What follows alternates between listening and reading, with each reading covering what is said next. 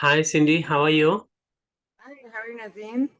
I'm fine too, and thank you very much for giving me this opportunity to interview you. Thank you for allowing me to be here with you. I appreciate that. Thank you very much. And friends, we have Cindy here. So let me brief you guys a bit about her. Cindy Hallett is a Reverend, Reiki Master, ThetaHealing Practitioner, energy healer, reader, and spiritual coach. She also excels at spirit clearings, which we'll be talking about it in detail. Portal closing, amazing services, and soul damage repair. Many metaphysical practitioners gladly refer their clients who have attachment issues. As a psychic and channeler, Cindy is proficient in communicating with angels, animals. She is a crystal whisperer and crystal healer. So let us know more about what's the difference in a while with Cindy herself. She is a certified angel card reader and an expert with a pendulum. Cindy Hallett is the entity doctor and owner of Stand in the Light LLC and the Crystal Wall. So there she is, Cindy. So, Cindy, please tell me, when did you identify that you have these special gifts? Well, unfortunately, I don't have special gifts. Okay. Everybody has special gifts, but until we actually start developing those gifts and working on them, then we don't know we have them. It's almost like you can be a violin virtuoso, but until you pick up the violin, you have no idea, right? Yes. So that's kind of what happened. Mhm. It was about I went to France with my mom in 2011, and that kind of opened some things up. And spirit is amazing. They will lead you where you need to go.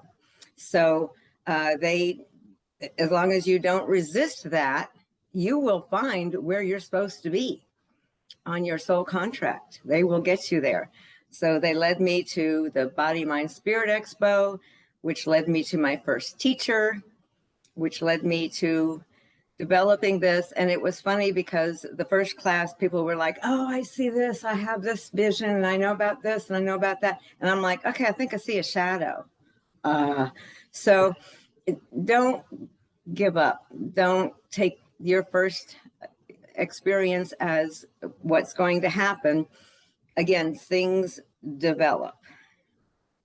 And Yes.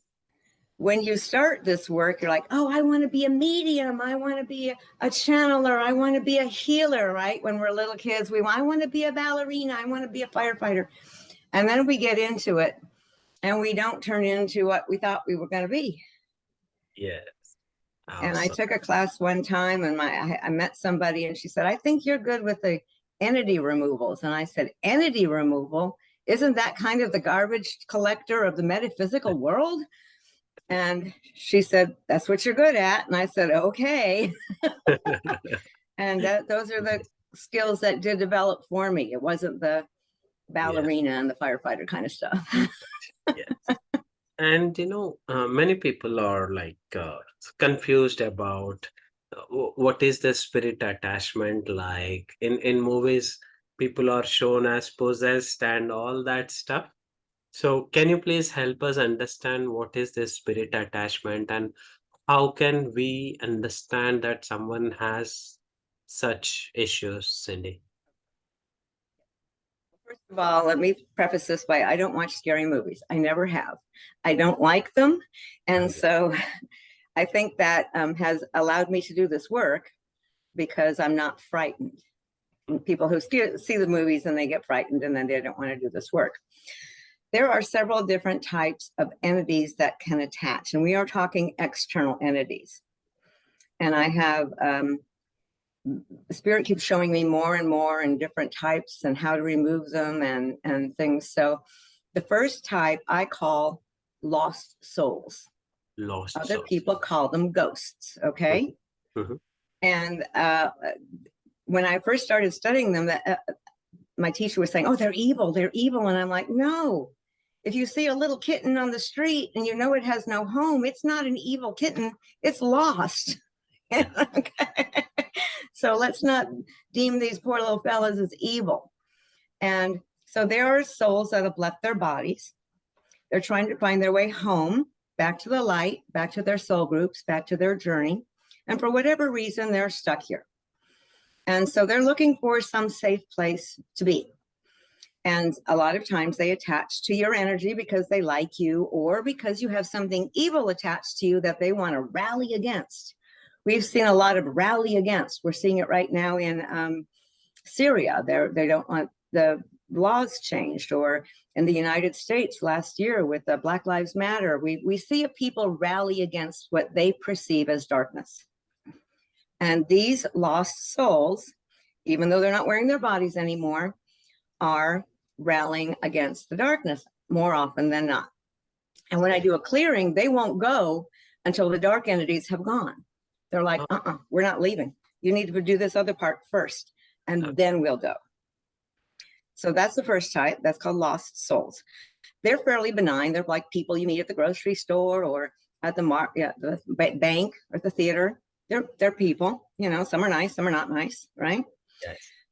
The second type, which is the darker entities, I call underworlds. And they are from the underworld, which we also know as hell.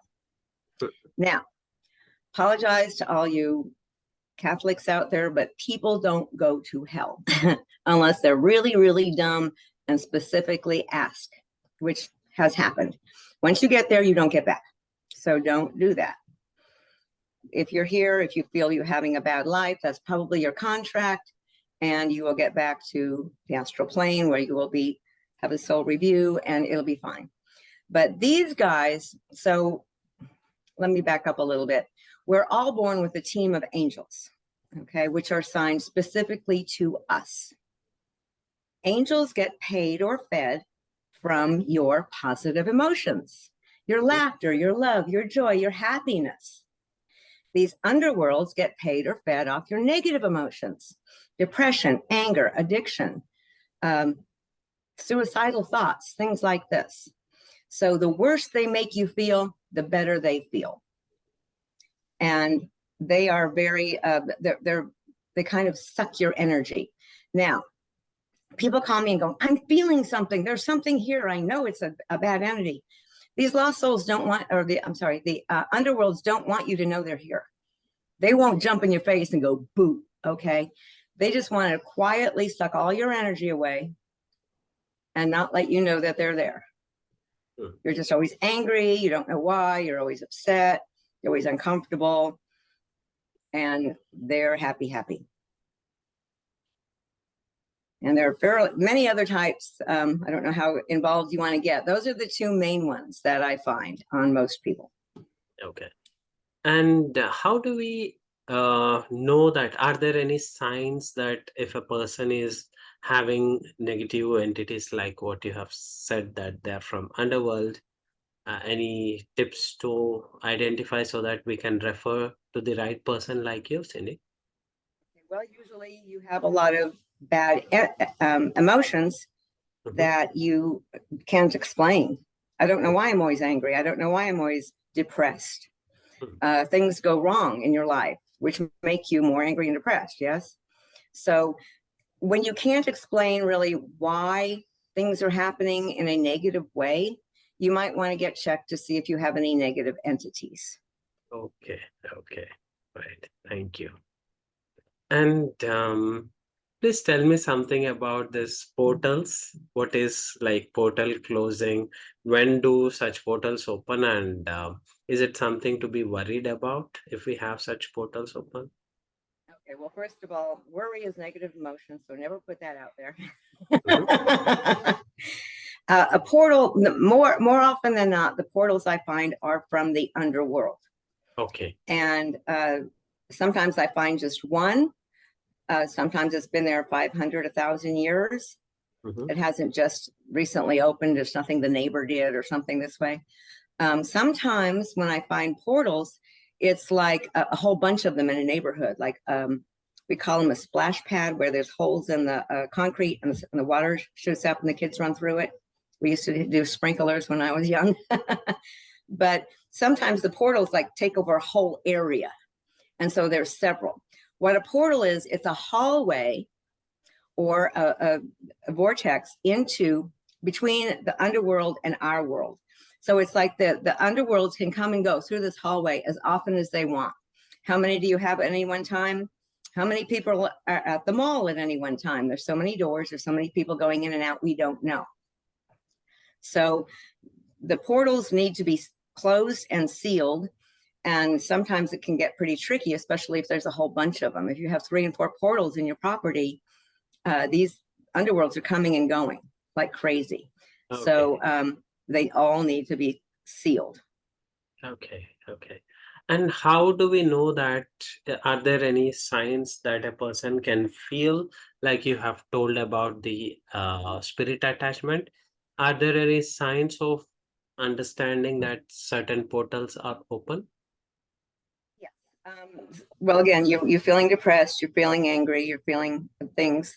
They might not be attached to you, but they might just be in your environment. And if somebody's standing next to you going poke, poke, poke, poke, you're going to be upset about it, right? Even if they're not sitting in your lap. So a lot of times people know where they are. If you have animals, they definitely know where they are.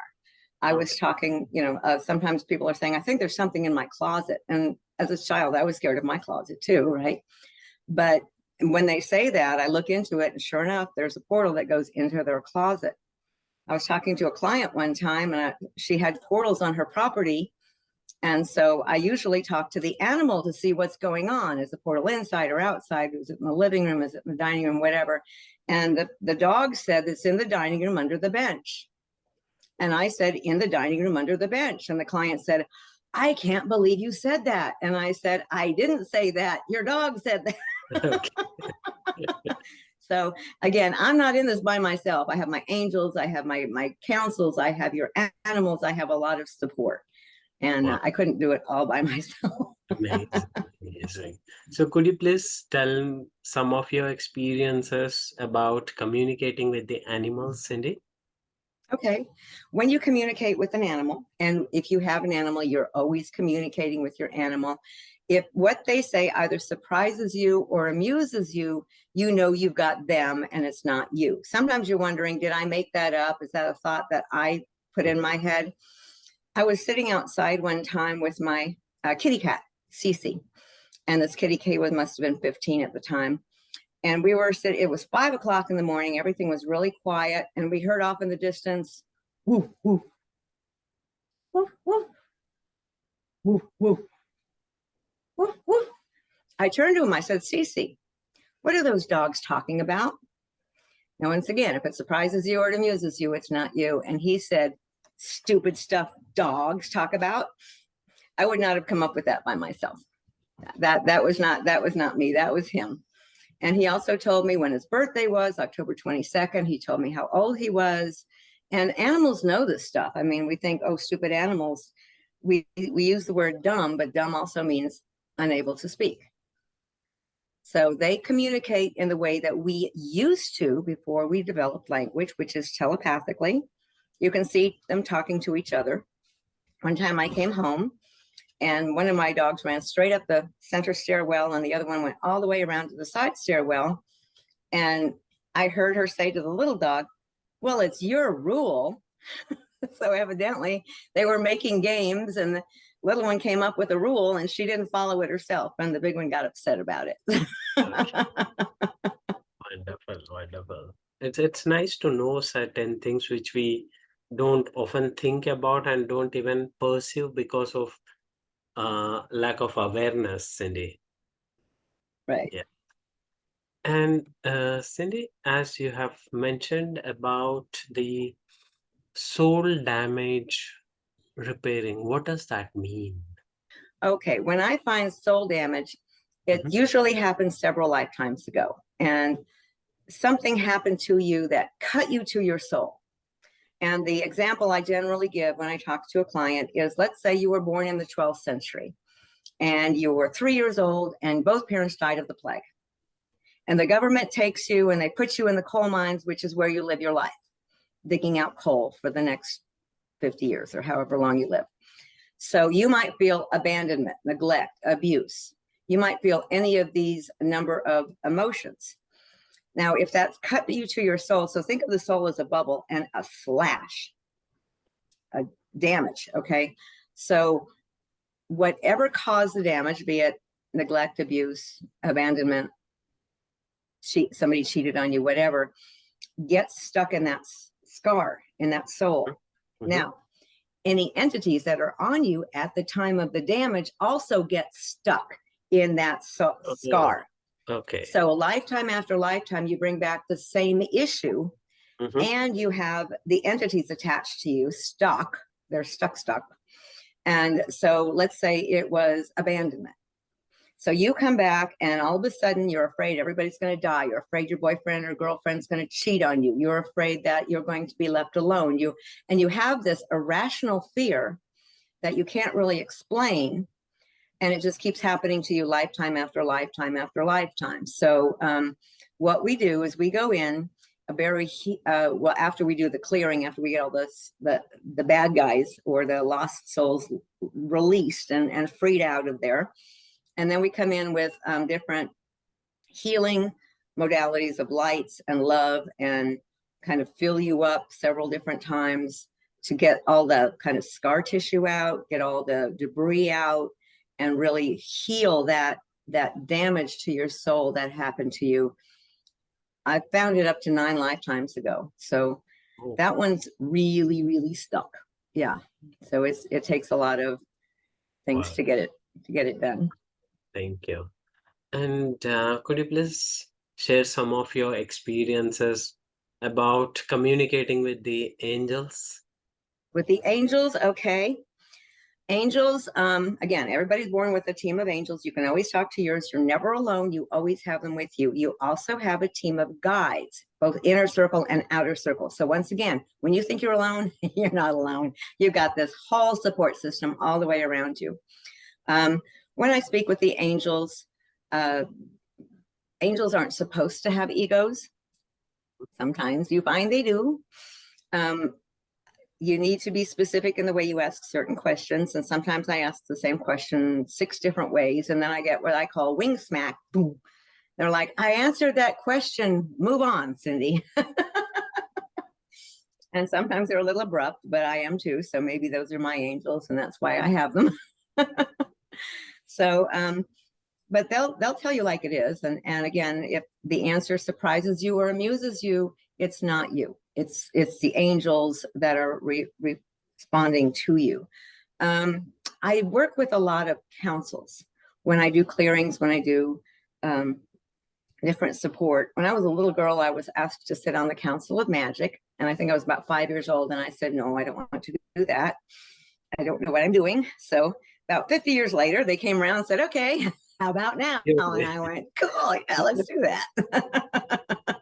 So this council, it's in charge of magic through the galaxy, this particular galaxy, only this one. So, and they have a lot of different answers for me, especially when somebody comes to me and says, somebody's doing black magic on me or somebody's doing hoodoo magic on me. Sometimes I have people from maybe Nigeria or something where that kind of magic is more prevalent and more credible than it is in other parts of the world. And so we have to figure out, is somebody actually doing that? Is it the lost souls and underworlds? If it is a person, how do we block them? How do we send that energy back to them? Awesome. Amazing. And how do you differentiate crystal whisperer and crystal healer? Okay, crystal whisperer means you can hear the crystal.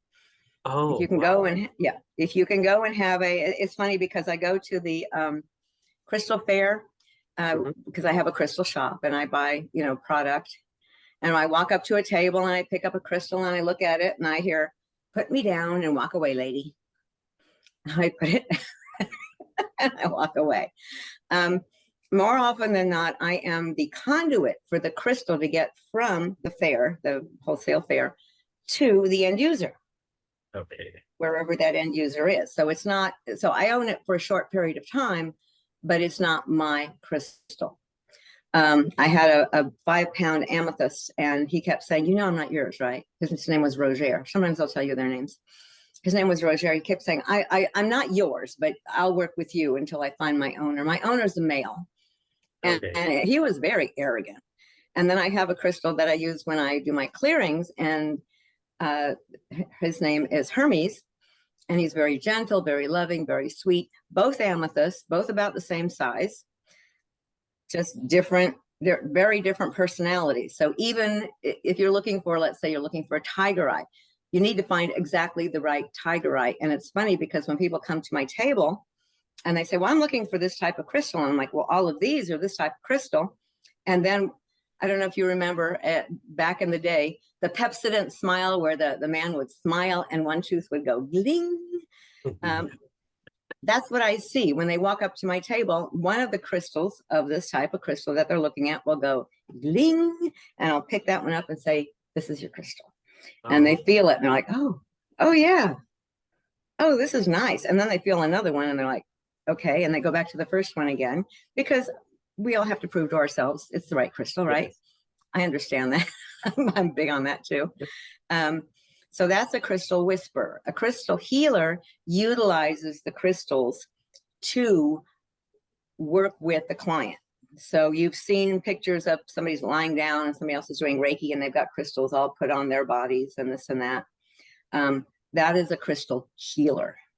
Okay, okay. But sometimes you have to whisper with the crystals to figure out which ones want to work with your client. Yes, put me on the solar plexus, put me on the heart chakra. Okay, okay, thank you. And as you're a psychic and channeler as well, Cindy, do you have any message in general for this moment?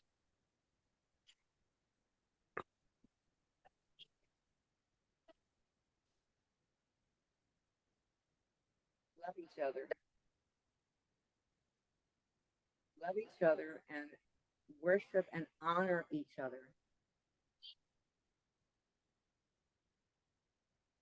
The best protection is love. Surround yourself. Love yourself first and then others. Put into the universe the energy you'd like to receive back. You cannot look at what you do not have and receive it. You can only look at receiving it to be able to bring it into your reality. Be kind, be happy. Humans tend to worry about what everybody else thinks of them. Please stop doing this. Nobody understands where you're coming from, what your experiences are, the list of lessons you are here to learn. So therefore, they can only judge by their experiences. Don't listen to that. On the same vein, don't judge others by your experiences. You do not understand their list of lessons, their background. You do not understand enough to be able to judge them. So just allow people to be who they are. Do not allow them to harm you.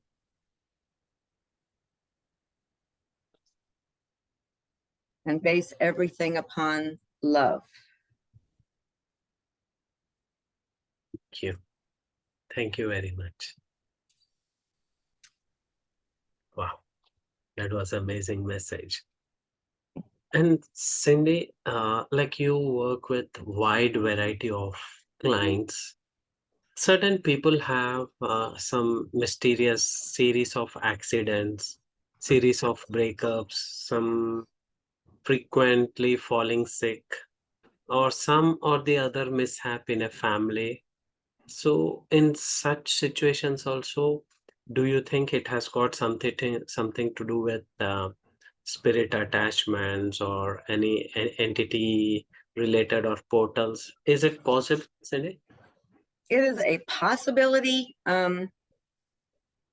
The first thing that came to my mind is if this is happening to you, you're probably off your path, which means the contract that you made before you got here to meet this person, learn this lesson, and meet this person, learn this lesson, you've decided to go over here. And the farther you deviate from your path, the worse things go. So we need to figure out what your path is, talk to your angels, and get you back where you need to be. Okay. The second thing that came to me was this is part of your contract.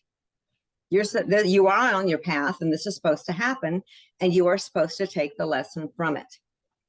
So an example would be, I was talking to a lady yesterday who husband has cancer. And I asked, is the cancer on the husband's contract? Yes, it is.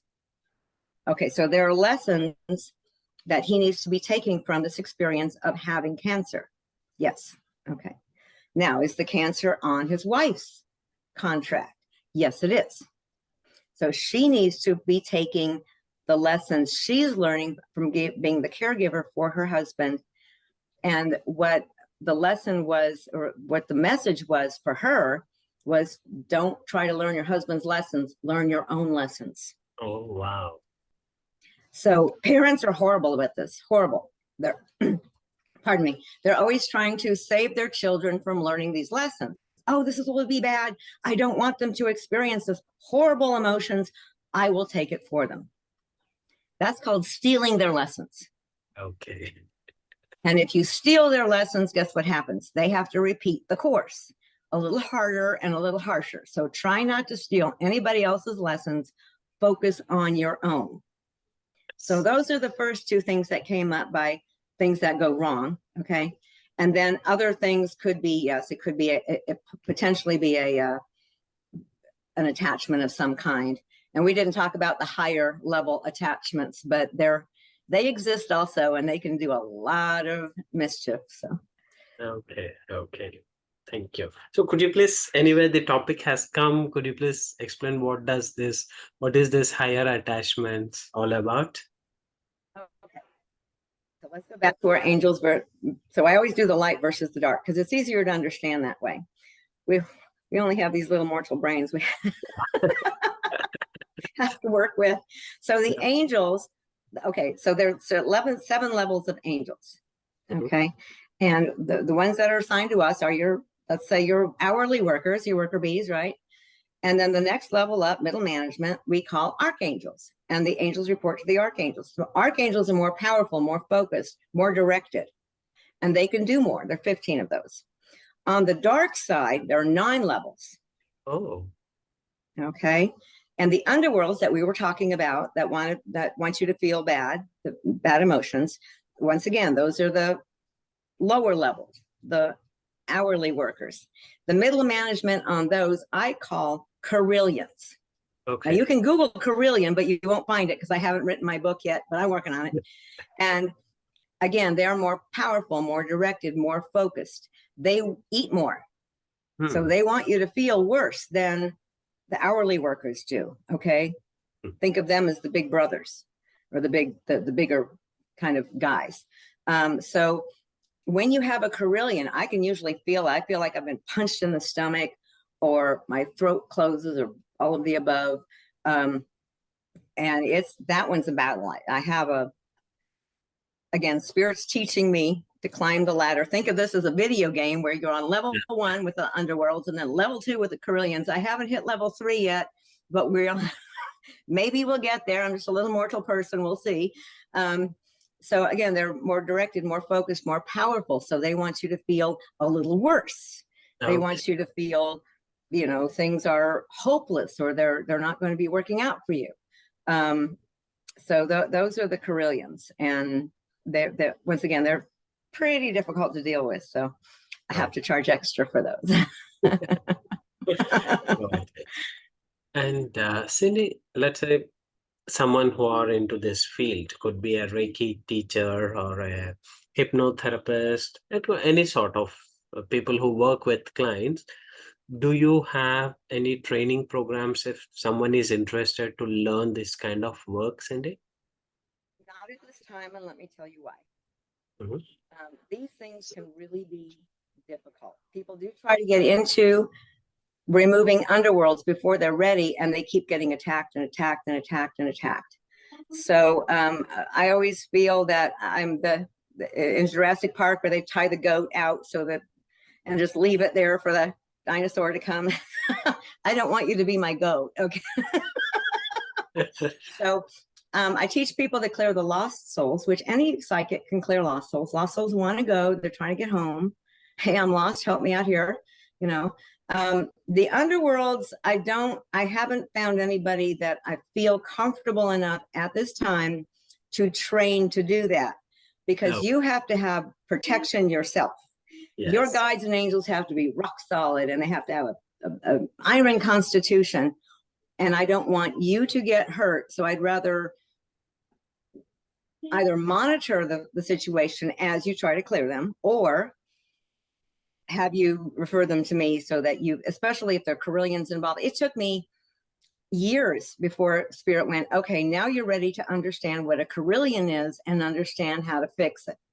So again, Spirit gives me the information as they feel I'm ready for it.